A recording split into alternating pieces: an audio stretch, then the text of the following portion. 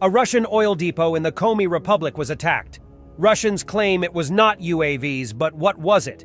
A fire at an oil refinery in Ukhta, Komi Republic, damaged a fuel tank. Locals reported hearing explosions before the fire. The incident resulted in 2 deaths and 3 injuries. Ukhta is nearly 1,800 kilometers from Ukraine. Footage from Ukrainian FPV operators hitting a Russian field ammunition storage in the Kharkiv region. Готовий. Та ё-моё. Готовий. Чекай знято. Да, давай, запис іде, там вже щось горить. Нижче. Давай. Ага. Поряд, трохи не долетів поряд, але...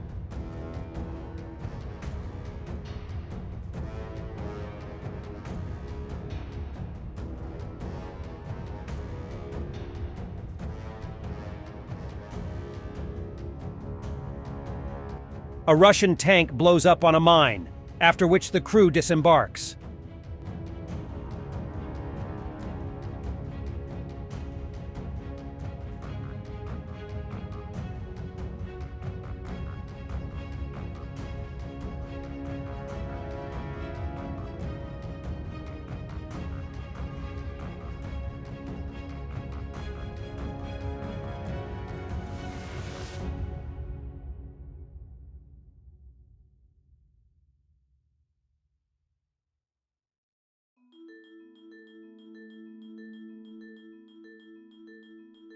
The Russian arms industry is on the brink of collapse. A bold claim in times when Russia's arms factories are working around the clock. Nevertheless, without a war against Ukraine, the workbenches would be at a standstill. After the end of the Cold War, the Russian arms industry fell into a black hole. The state no longer had any money to keep the huge industry alive. All that was left was exports. And the orders came. The main customers of Russian military equipment were China and India. Hundreds of fighter jets, transport aircraft, helicopters, air defense systems, ships. China was the first. From 2000 to 2007, over $2 billion every year. Since then, it has been steadily declining. Then India and Southeast Asia followed. In the early 2010s, most Russian arms exports went to India. And as a result, the mid-2010s marked the high water mark for Russian arms exports around the world. In the mid-2010s, India changed its mind and bought French Rafale jets instead of Russian ones. India also canceled the joint venture for the Su-57. Just 10 years ago, Russia was the undisputed #1 arms exporter to Southeast Asia. Cambodia, Indonesia, Laos, Malaysia, Myanmar, Thailand, and Vietnam imported hundreds of millions of US dollars each year. Vietnam bought 64 T-90 tanks in 2016 and 12 Yak-130 training jets in 2019. The Philippines decided against Russian submarines in 2020, and Indonesia bought French Rafale instead of Russian flankers in 2021, and F-15 from the USA in 2023. In 2019, Egypt signed the purchase of 24 Su-35 fighter jets. They will never land there. The U.S. countering America's adversaries through Sanctions Act was too hot for the Egyptians, and they canceled the order in 2022.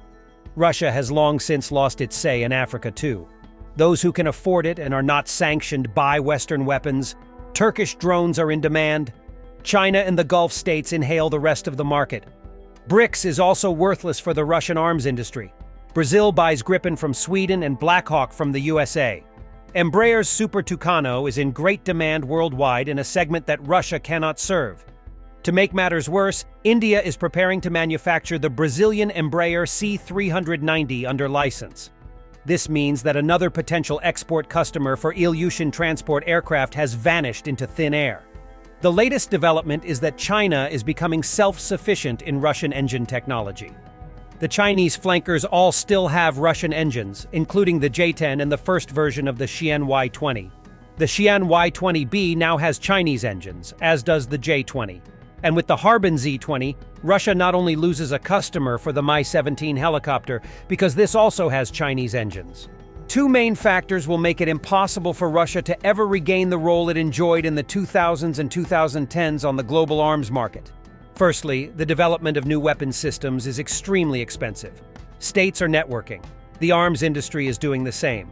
The result is weapons systems financed from these networks for these networks. Russia has lost this network. Russia not only lacks partners to invest together in the development of modern systems, but also customers to refinance these investments with the end product. Secondly, keyword networks. Network-centric warfare forces standards across systems. Anyone who cannot deliver these is left out, just like with software that does not fit the operating system. Even allies who try to bring the wrong system on the network are sanctioned. Turkey's decision to acquire a Russian air defense system led to its exclusion from the F-35 network. And Russia has also lost many spare parts customers for Ukraine due to the exchange of arms. Tanks, planes, helicopters, and anti-aircraft systems of Russian origin went to Ukraine and were replaced by Western systems. The Russian arms industry is effectively without export customers and without the possibility of financing the development of modern systems. After the end of the USSR, it survived almost exclusively through exports. After the war in Ukraine, this will no longer work. The export customers for Russian military equipment over the last 30 years are self-sufficient or import from the West. The Russian arms industry is falling into a black hole. Zelensky met with Secretary of Defense Lloyd Austin in Singapore. The delivery of F-16 to Ukraine and the signing of a security agreement were discussed. Zelensky stated that the U.S. has permitted Ukraine to use HIMARS to strike at the Kharkiv region's border, but emphasized that this is insufficient. He noted that Russia launches attacks from bombers based at distant airfields, which Ukraine lacks the weapons and consent from allies to target. President Zelensky also added that China was working hard to stop countries from going to a peace summit, which Beijing has publicly criticized because Russia is not invited. China, unfortunately, is working hard today to prevent countries from coming to the peace summit, Zelensky told reporters on the sidelines of the Shangri-La dialogue, which draws defense officials from around the world. Beijing believes the conference should have the recognition of Russia and Ukraine, equal participation of all parties, and fair discussion of all peace plans, Foreign Ministry spokeswoman Mao Ning told a regular news conference. Otherwise, it is difficult for the conference to play a substantive role in restoring peace, she said. Zelensky said on Sunday that more than 100 countries and organizations had signed up to the conference, and he urged Asia-Pacific nations to join.